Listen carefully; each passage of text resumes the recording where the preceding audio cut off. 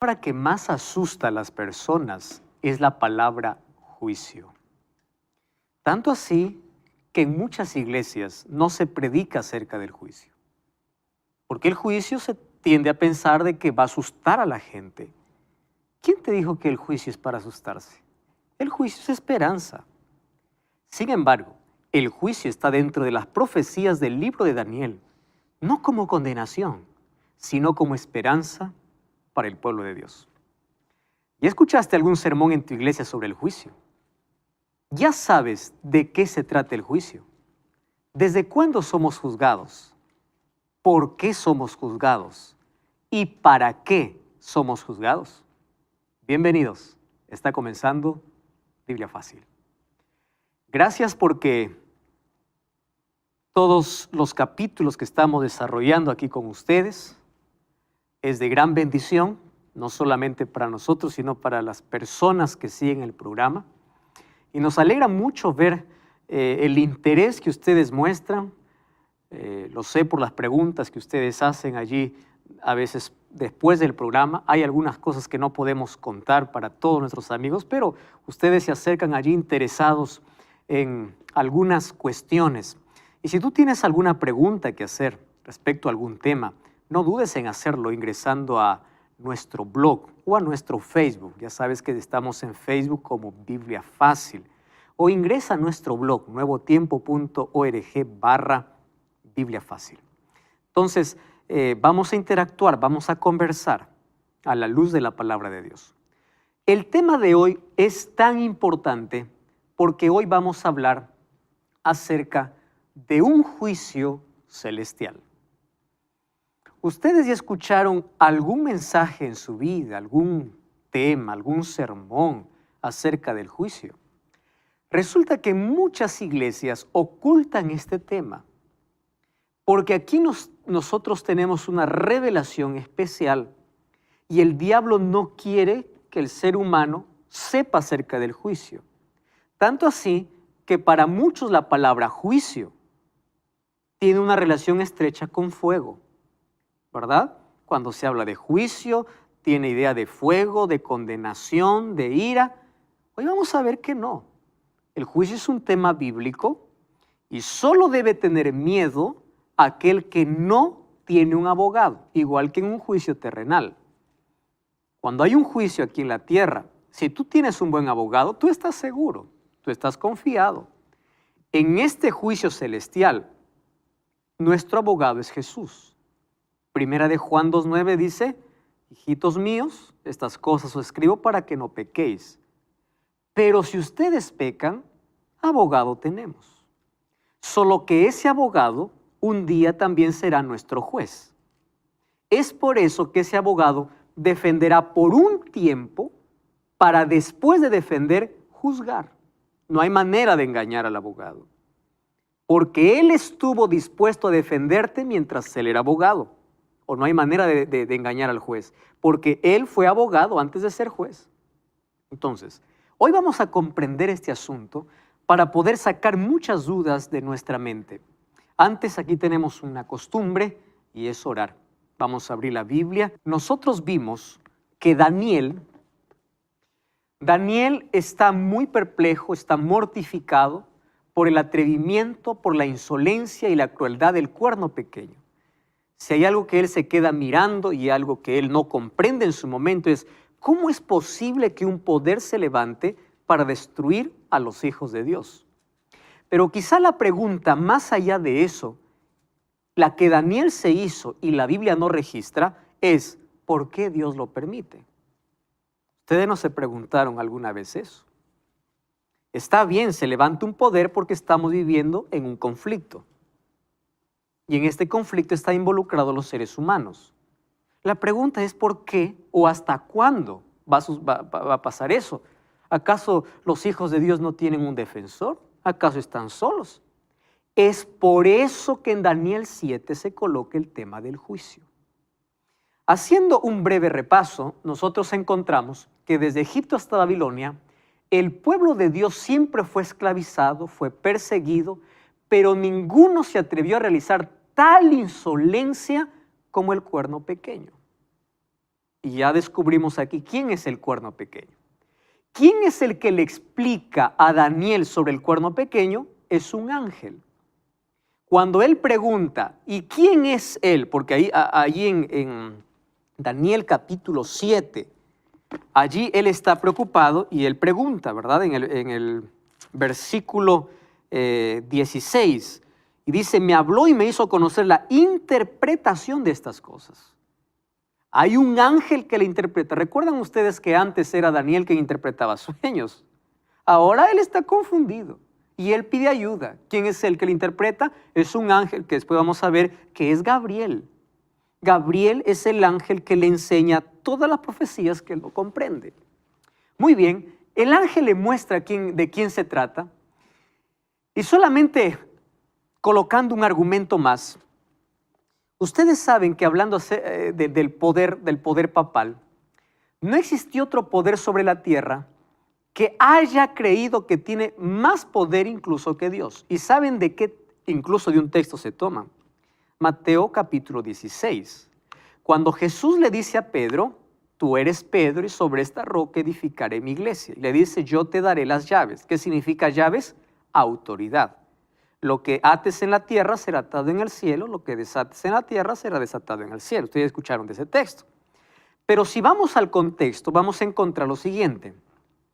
Que Jesús, antes de decir eso a Pedro, él hace una pregunta para todos sus discípulos. ¿Cuál es la pregunta?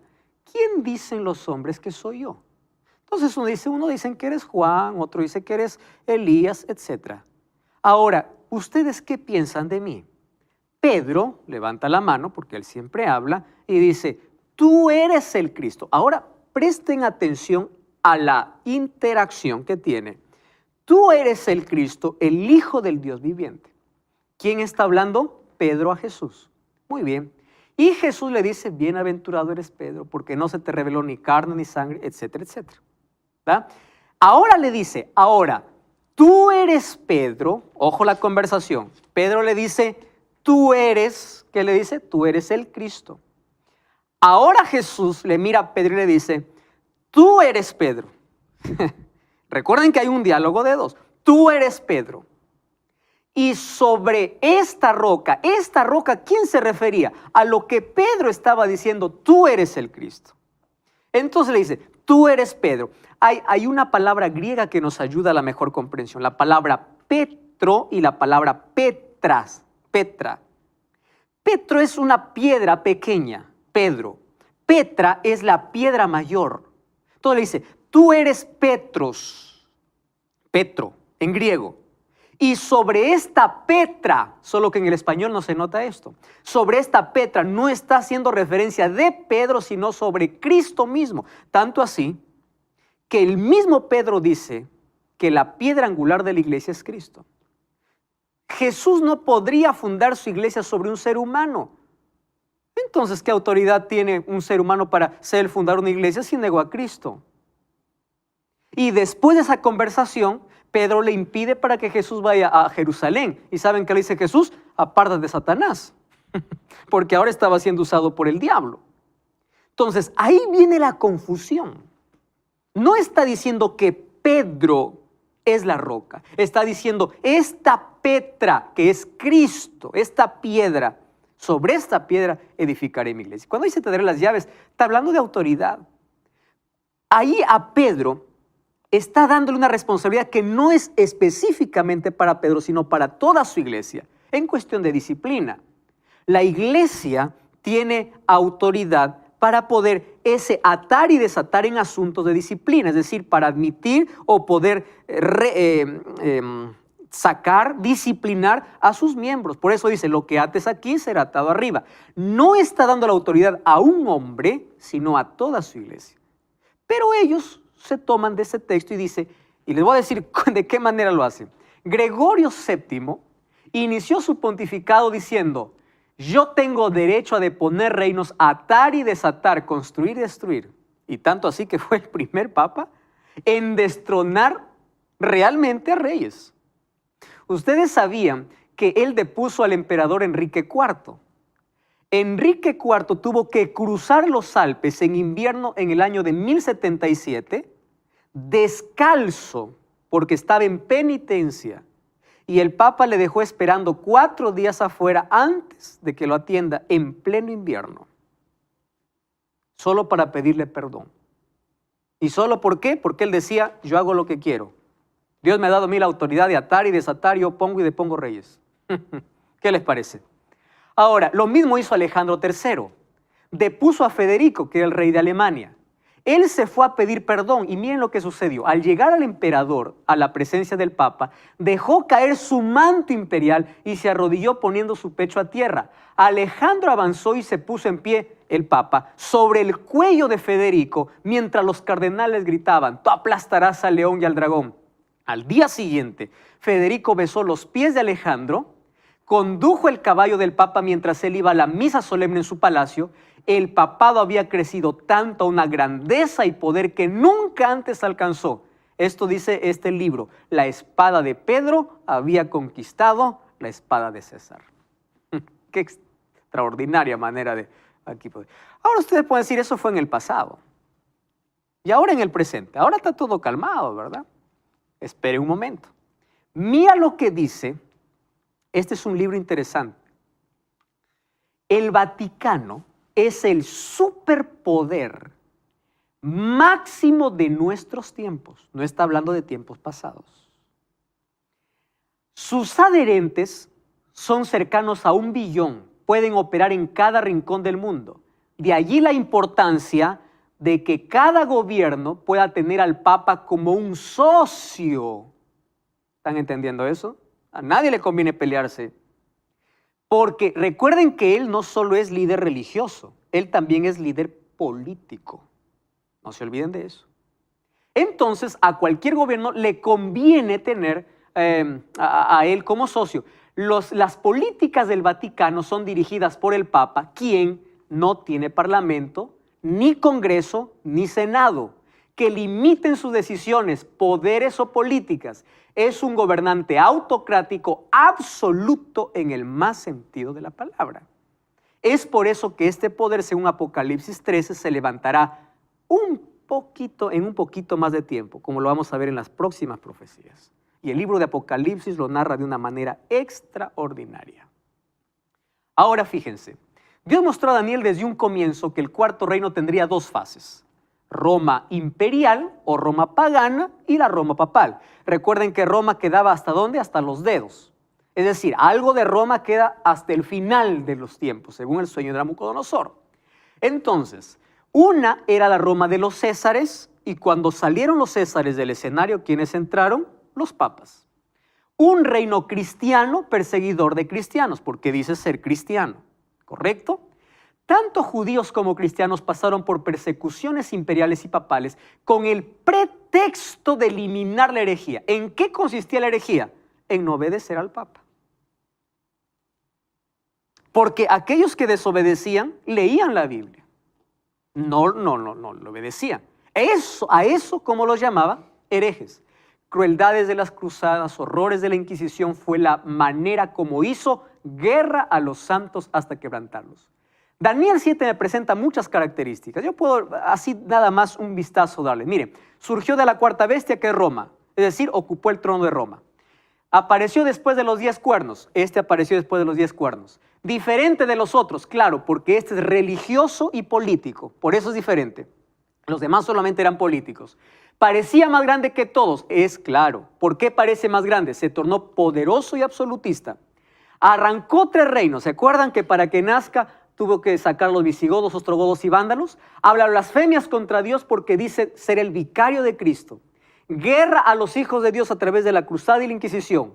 Cambió los tiempos y la ley. Cambió el sábado y la adoración a las imágenes. Reinó por tiempos y medio tiempo. 1260 años.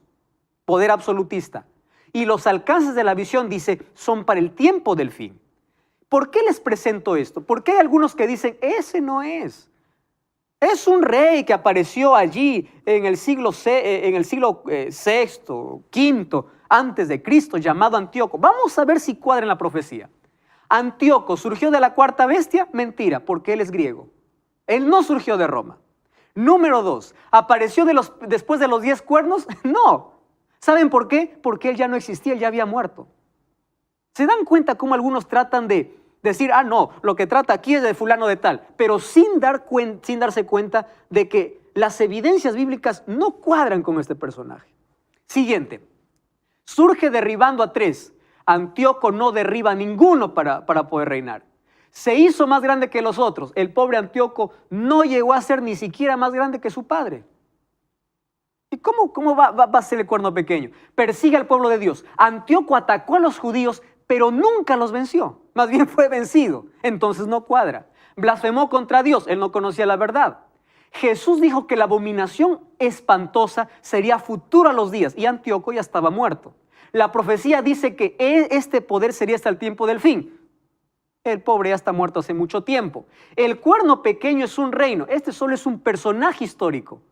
Las demás profecías amplían al cuerno pequeño. La pequeñez de su vida no encaja en la realidad. Entonces, con certeza, él no es el cuerno pequeño.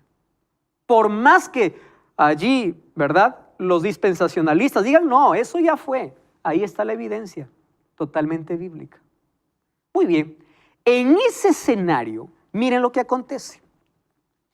Daniel capítulo 7, versículo 9, dice así, estuve mirando hasta que fueron puestos y tronos. Wow. ¿En qué momento? Después que este poder, ¿qué cosa hizo? Habló contra el Altísimo, persiguió a los santos. ¿Recuerdan ustedes cuándo terminó la persecución? 1798. Ahora, miren, después de esto, yo estaba mirando y fueron puestos tronos y se sentó un anciano de días. Cuando habla de anciano de días, no está hablando de alguien que tiene edad avanzada. La palabra anciano en la profecía significa majestad, respeto, eternidad, sabiduría. Eso significa anciano.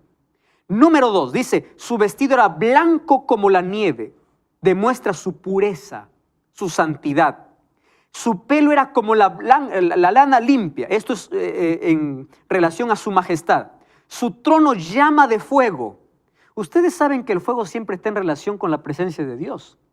¿Recuerdan cómo se apareció Dios a Moisés? En una zarza de fuego. ¿Recuerdan cómo Dios guió al pueblo de Israel en el desierto? Dice, en el día una nube y en la noche, ¿qué cosa había? Una columna de fuego. Aquí representa la gloria de Dios, la presencia de Dios.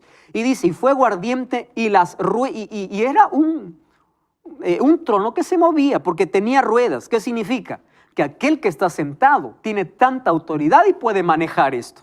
Ahora, un río de fuego, una vez más fuego, hablando acerca de la presencia divina, procedía y salía delante de él. Miles de miles le servían y millones estaban delante de él. El juez se sentó y los libros fueron abiertos. ¿De qué está hablando? De un juicio. La Biblia habla acerca de libros. Vamos a Apocalipsis capítulo 20, versículo 12. Miren lo que dice Apocalipsis 20, versículo 12. Apocalipsis 20, 12. Dice así, vi muertos grandes y pequeños de pie ante Dios, los libros fueron abiertos y otro libro fue abierto, el cual es el libro de la vida. Es decir, que hay un libro que se llama el libro de la vida.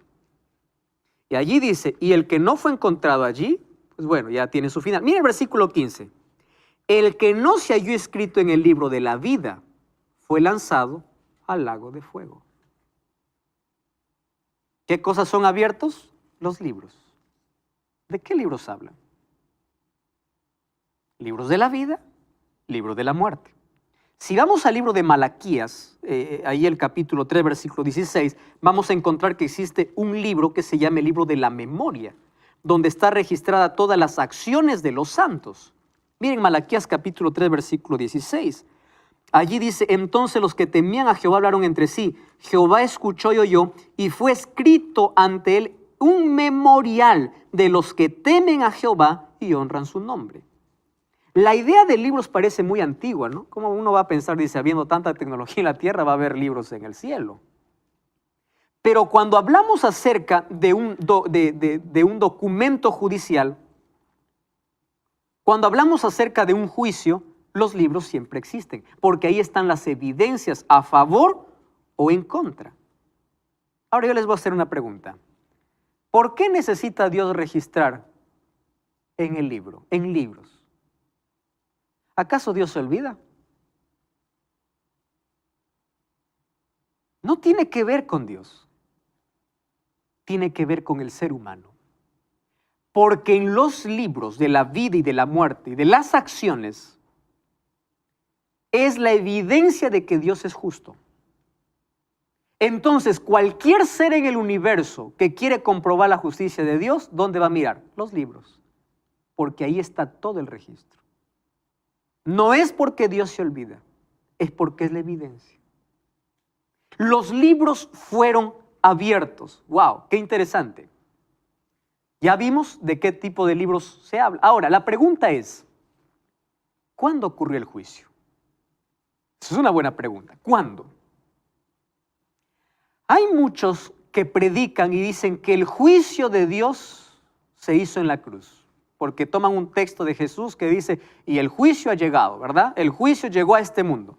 Solo que cuando habla de juicio está hablando de un juicio de condenación, porque Cristo vino y no le recibieron.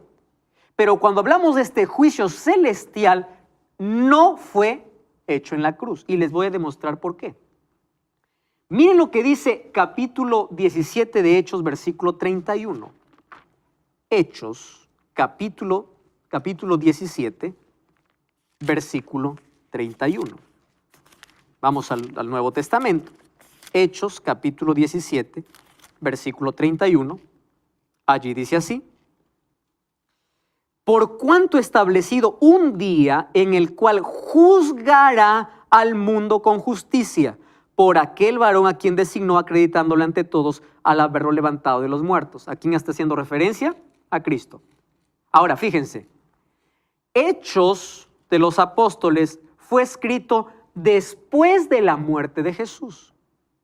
Los evangelios fueron escritos 30, 40 años después que Jesús se fue al cielo. Y si el juicio se hubiese hecho en la cruz, entonces ellos no dijeran juzgará. Hubiesen dicho, ya ocurrió. Miren el otro texto. Vamos a Hebreos capítulo 10. Hebreos capítulo 10, versículo 30. Este texto es muy importante. Hebreos capítulo 10, versículo 30. Allí dice así, Hebreos 10, 30. Conocemos al que dijo, mí es la venganza, y yo daré el pago, dice el Señor. Y otra vez, el Señor juzgará. ¿Qué tienen en común estos tres textos? Número uno, que los tres textos están en el Nuevo Testamento, después de la muerte de Jesús. ¿Correcto? Número dos, los tres dice, juzgará. Es decir, ¿en qué tiempo colocan el juicio? En tiempo futuro. Entonces con eso desechamos de que el juicio se dio en la cruz. El juicio se dio después. ¿Y en qué momento podemos situar el juicio? Entonces miren, vamos a prestar atención. Babilonia, ¿quién sigue? Medo-Persia, ¿quién sigue? Grecia, ¿quién sigue? Roma. Roma imperial y Roma papal. Después de eso, dice Daniel capítulo 7, se sentó el anciano de días y se dio un juicio. ¿De qué tiempo está hablando? Después de la persecución, después de que habla insolencias, después de que cambió la ley, después de eso, se sentó el anciano y los libros fueron abiertos. Quiere decir que el juicio comenzó poco después de 1798. Porque en 1798 terminaron las persecuciones.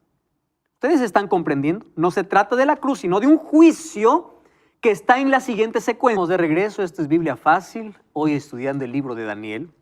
Tenemos un regalo para ti, una revista hecha para ti. Totalmente gratis puedes recibir esta revista si lo solicitas a través de un WhatsApp. Más 5512 98 100 14 60. Puedes llegar totalmente gratis a tu mano si vives dentro de Sudamérica. Si vives fuera de Sudamérica, en cualquier país del mundo donde ves este programa, puedes descargar este curso bíblico, esta revista. Tú puedes ingresar a estudielabiblia.com. y ahí estudiar con nosotros la Biblia. Esto te va a ayudar mucho a comprender aquello que aquí en esta temporada estamos hablando acerca del libro de Daniel. Hoy estamos hablando acerca del juicio.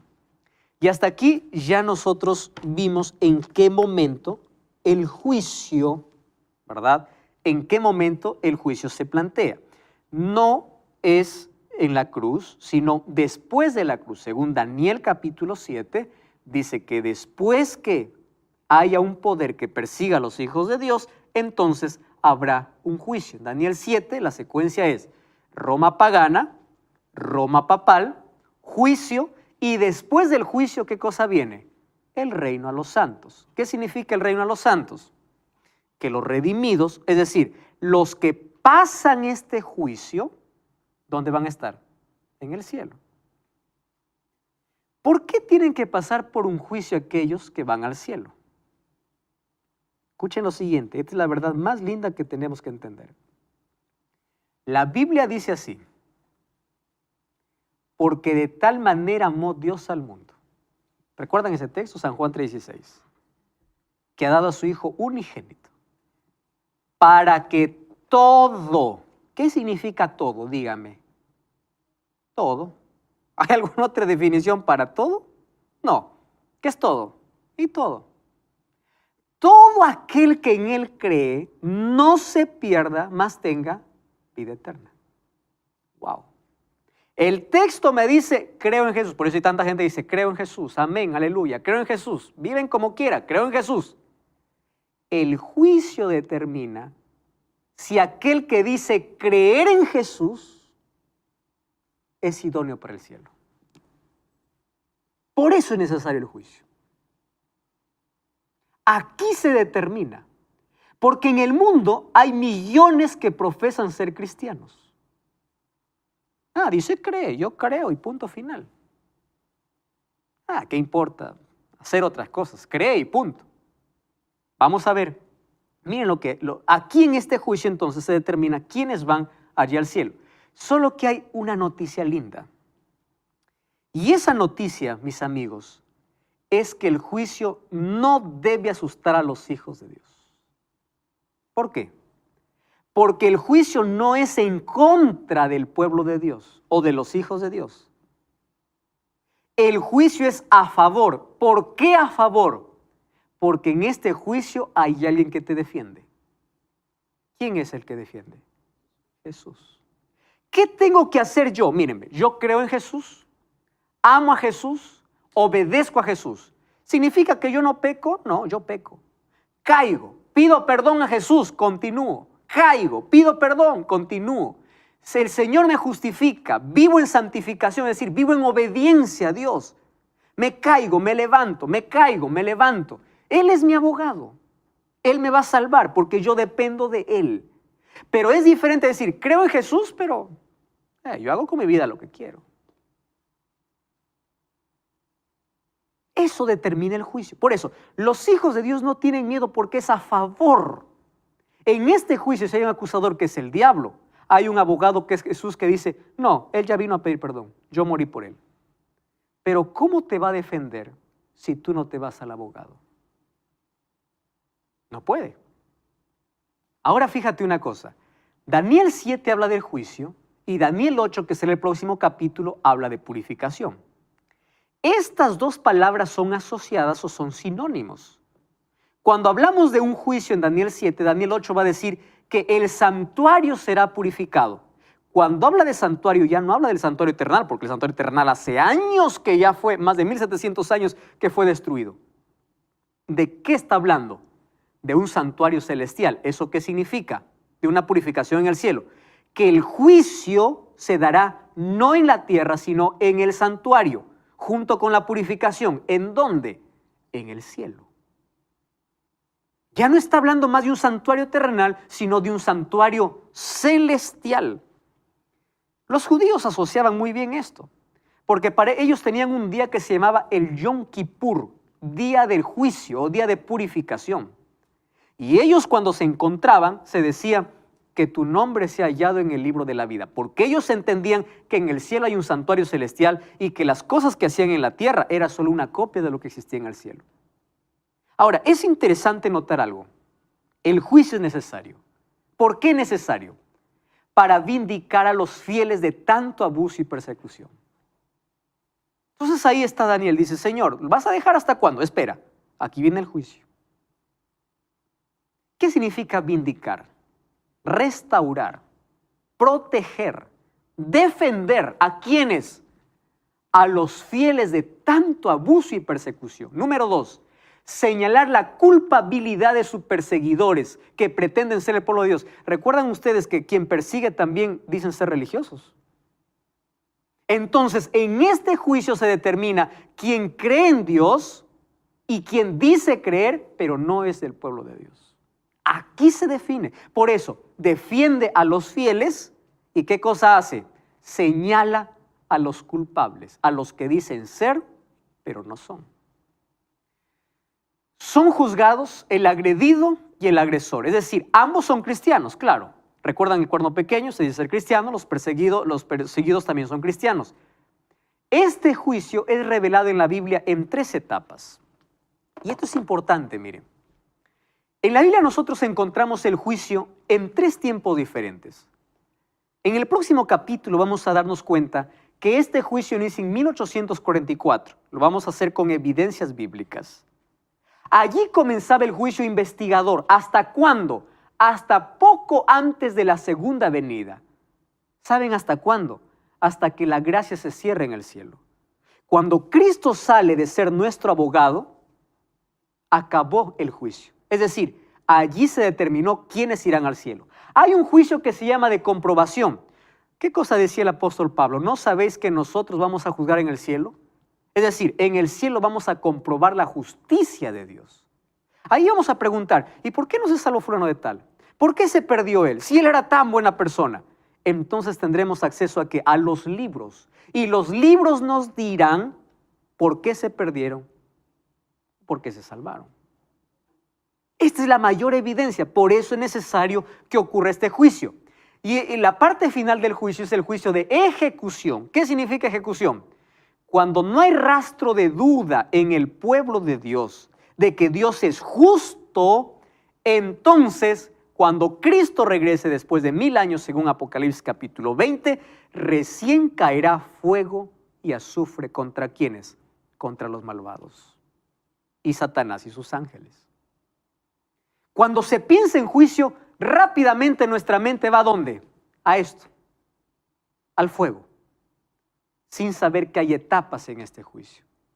¿En qué etapa de este juicio estamos viviendo? Aquí. Por eso Hebreos dice, acerquémonos confiadamente ante el trono de la gracia para encontrar oportuno socorro. Porque hoy hay gracia, hoy hay perdón, hoy hay salvación. No toda la vida va a ser así. En algún momento nuestro abogado se va a convertir en juez cuando salga del lugar santísimo.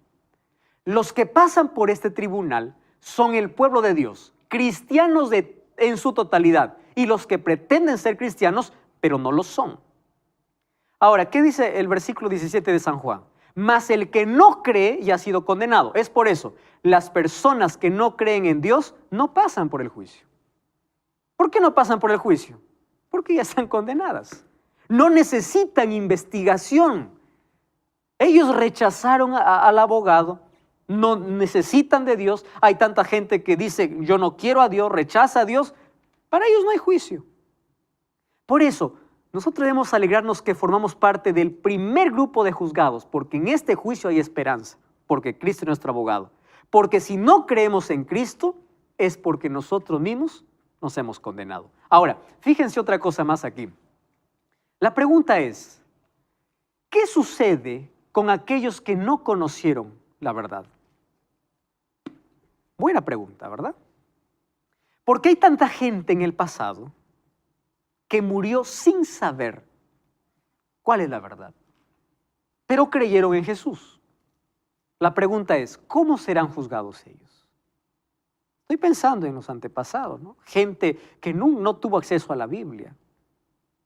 Ustedes saben que cuando venimos a este mundo, todos venimos con la huella de Dios en nuestro cuerpo, en nuestra vida, a lo cual llamamos conciencia.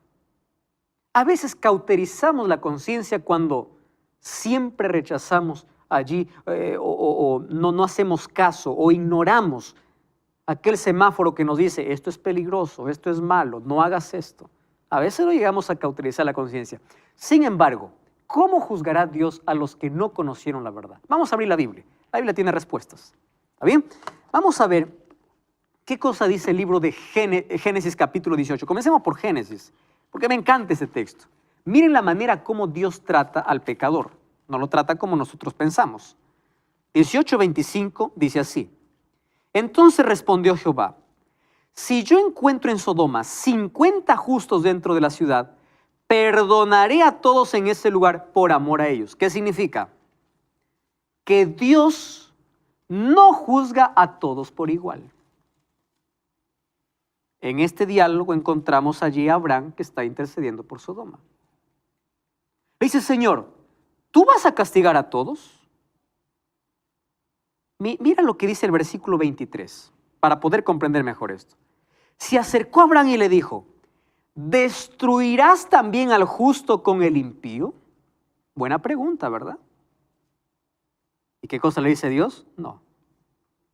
Porque yo sé quién es justo y quién es impío. Y Abraham le dice, ¿y si hay 50? Y ahí es donde le responde, por amor a las 50, yo no lo haría. Vamos al siguiente texto. Mateo 11. Entonces aquí comprendemos que Dios juzga a cada persona de manera individual.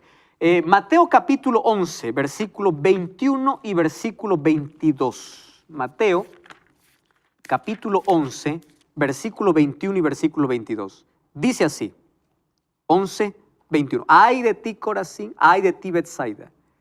Porque si en Tiro y Sidón se hubieran hecho los milagros que han sido hechos en vosotros, hace tiempo que se hubiesen arrepentido.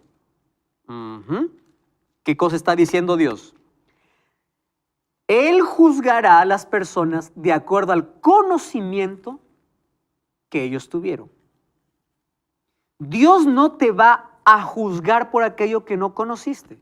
¿Qué cosa está diciendo estas ciudades? Miren, ve, para ustedes el juicio será mayor, porque ustedes vieron milagros.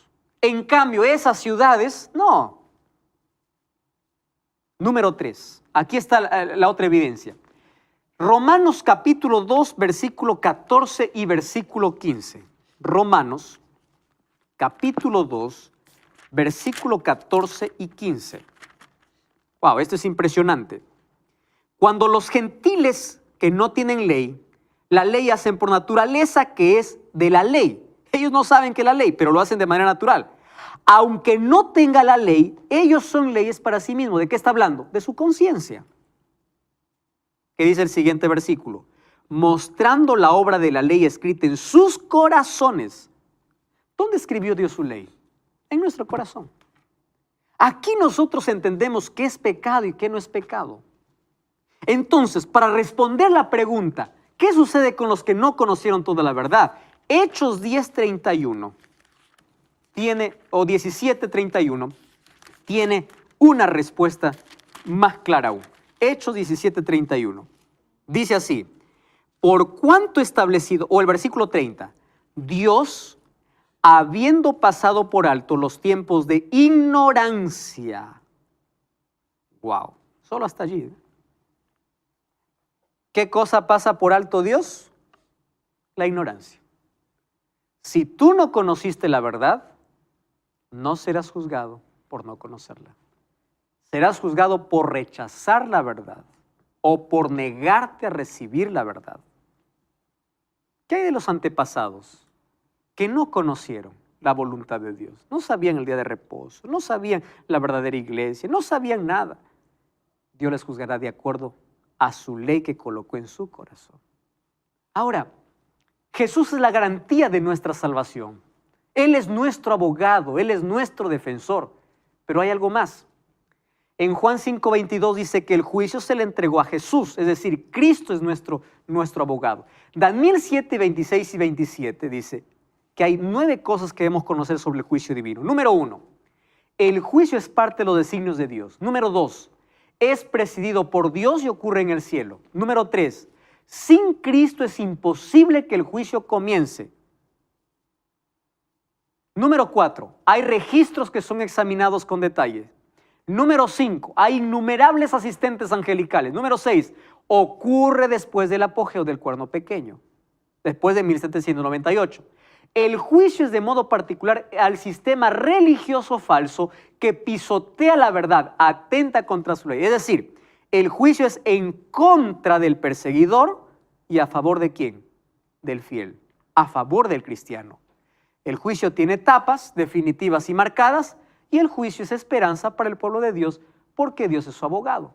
El capítulo 7 3 veces enfatiza que los santos del Altísimo recibirán el reino. Eso es certeza absoluta. ¿Por qué? Porque el pueblo de Dios saldrá airoso de la investigación. Porque el pueblo de Dios buscó a Jesús como su abogado. No buscó un sacerdote.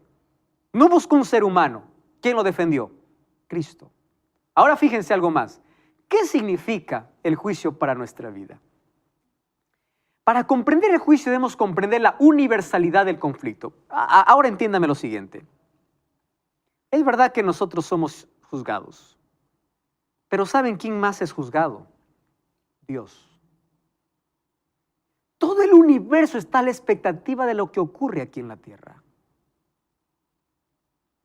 Y aunque cuando Cristo murió, uno puede decir de que ya está solucionado, ya está respondido todas las preguntas de los otros seres. Miren, Efesios 3:10 dice, la multiforme sabiduría de Dios se ha ahora dada a conocer por medio de la iglesia a los principados y potestades en lugares celestiales. Quiere decir que el universo quiere saber más de la justicia de Dios que no fue respondida todo en la cruz. Y Dios mediante ¿quién lo hará? Mediante sus hijos. Por eso Jesús dijo, en esto es glorificado mi Padre, en que llevéis mucho fruto. Por eso Jesús dijo, así alumbre vuestra luz delante de los hombres, para que vean vuestras buenas obras y glorifiquen a Dios. Quiere decir, cuando nosotros somos obedientes, aquí entra la obediencia. Nosotros estamos demostrando al mundo que el diablo está equivocado. Porque el diablo, ¿qué dice? Dios es malo, Dios es cruel y su ley no puede ser cumplida. Es por eso que cuando nosotros hacemos las cosas por amor y somos obedientes a Dios, estamos no solamente nosotros pasando bien el juicio, sino también Dios es declarado justo. Ustedes recuerdan cuando David hizo una oración, límpiame de mi maldad, lávame de mi pecado. Y allí dice, para que seas conocido como justo. Ahora fíjense algo más importante. Mientras este juicio ocurre en el cielo, en el pueblo de Dios debe desarrollar un carácter de obediencia. Es decir, mientras nuestro nombre pasa por ese juicio, nosotros aquí en esta tierra tenemos que tener un carácter que glorifique a Dios. Porque nosotros aquí somos la evidencia ante el mundo de que Dios es justo. Querido, el juicio no debe asustarte, a menos que rechaces a Cristo. El juicio es en tu defensa. El juicio es a tu favor. Hoy tú puedes ir a Cristo y aceptar como tu Salvador, como tu abogado, y Él te va a defender. ¿Sabes cuándo inició este juicio? Veremos en el próximo capítulo. Mientras tanto, yo quiero que hoy tú puedas dirigirte a Dios, confesar tus pecados y decirle, Señor, en este juicio,